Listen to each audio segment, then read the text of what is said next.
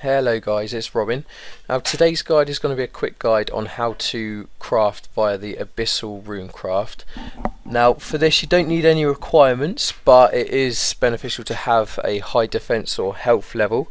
If you're on a pure, generally you do get kind of massacred doing this, but it is a very fast and efficient way to runecraft. Now what you need to do is you need to go north from Edgeville, as I am right now, and once you go north you will come to, I believe it's about 6 wild, and you'll find the Mage of Samrock. Now it's sort of a mini game or a distraction, so once you talk to him, as we're about to do, he'll tell you that you need to meet him in Varrock, so I will show you guys where we need to find him in Varrock. Okay, so once we reach Varrock East Bank, you want to walk directly south, and that's carrying on past Aubrey in the rune store. But in a minute we will be using Aubrey for this distraction. I guess we'll call it a distraction rather than a mini game. Now you're going to want to enter this altar, which is known as the, I believe it's the Zamrock altar or the Chaos altar, and this is where you will find the Mage of Samrock again. Once you talk to him in here, I'll show you the option you need to pick. So we talk to the Mage of Samrock and we ask him where he gets his runes from. Now once you've done that, there's a lot of dialogue to read through. You can read it. I generally, and you feel free to hate on me for this, but I generally don't read any of the dialogue just because I've played RuneScape for so long. I don't tend to take any of it in, and I know most of it. So once you've skipped all of that, he gives you an orb in your inventory. Now with this orb, what he wants you to do is to go to the 3 runecrafting NPCs in the game. Of course one of them is Aubrey, who has just found north. That's brilliant. And the other 2 are, one of them is, if you've done the rune mysteries, which of course you will have to if you're runecrafting, is in the Wizard Tower, which is south of Draenor. And the other guy is in Aldoin, and he is in East Aldoin, sort of just as you come in, but I will show you on the video in a moment. So what you have to do is you have to fill the orb up with a magical power through teleporting via each of these rune crafters, or the people who send you rune crafting. Now what I do here is I teleport Lumbridge, and I will start the video again when we get down to the Wizard Tower. Okay, so here we are in the Wizard Tower, just south of Draenor. Now just to tell you guys, there is actually a 4th option. I'm not sure if you can fill the teleportation orb with this, but there is a 4th option in Yanil. Not many people tend to go that way though, unless of course you use jewel rings, and generally if you have higher mage, because of course that's where the mage guild is. Now that's the 2nd teleport, so once you have done the 3rd teleport, which we will go and do now, is Aldoin. What I do is I teleport Camelot, and I'll just show you on the map where you need to run to.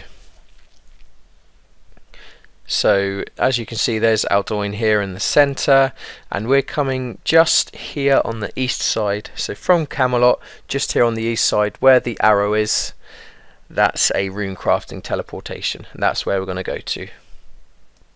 Okay, so here we are just coming into Aldoin now, and it's literally just in by the east side entrance, and all we've got to do is run up here into the mage building, and once we're inside again we need to teleport. I forget this guy's name, there he is, it's Wizard Compety. So we teleport him, and you will see that your orb now changes, and you can see when it's changed colour, that means you have completed this stage of the distraction.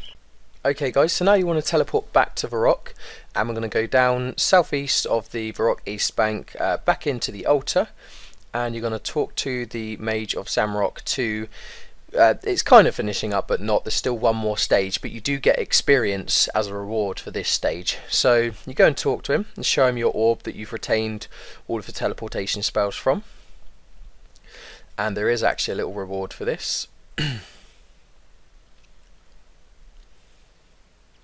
So you get 1,000 points of experience in runecrafting,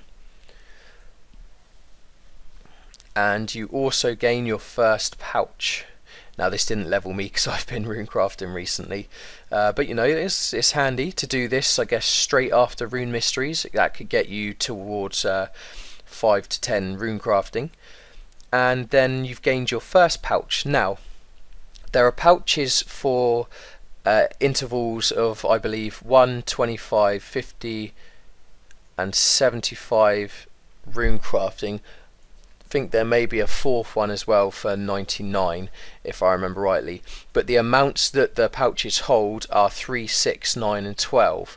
So this one that you've now got in your inventory holds 3 extra rune essence. Oh, and I think we may have missed something. You just have to go back and talk to him one last time for a piece of dialogue. He has to brief you on why it's dangerous, essentially. And when he's told you why it's dangerous, he tells you that, and this is highly important, he tells you that it drains your prayer completely every time you teleport through the abyss, and that you are also skulled. So yes, you are a PK's dream, but at the same time they're not going to get a lot of loot for you. There are some people that do it just for the glories, because a lot of people of course use glories to teleport back to Edgeville after they've done an inventory of rune essence. Now once we have gone and talked to him for all of the options, you're going to come back to Edgeville, and I'm just going to show you how to do a trip through the Abyssal altar. So once inside, there are many ways of entering the Abyssal altar. Now there are lots of monsters, and as I said, for low levels this can be quite dangerous, but there are small distractions all around the outer ring of the altar, and you can use multiple ways of getting inside. Now the one that I generally use is pickaxe, just because it's easy to spot the rocks that you have to mine. And the other ways of doing it are of course lighting with a tinderbox. There's a distraction one with thieving, and there is an agility one where it's a tunnel. Now for all of these, you may not need to bring a pickaxe with you. You might have high agility and you might be able to do the agility one.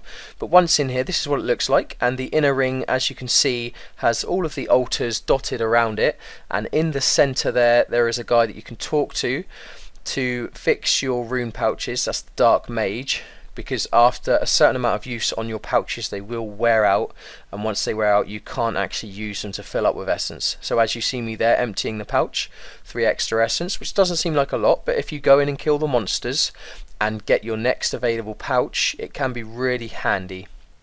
Okay, so I really hope this guide helped you today guys. Comment, like and subscribe as normal, and tell your friends. Robin out.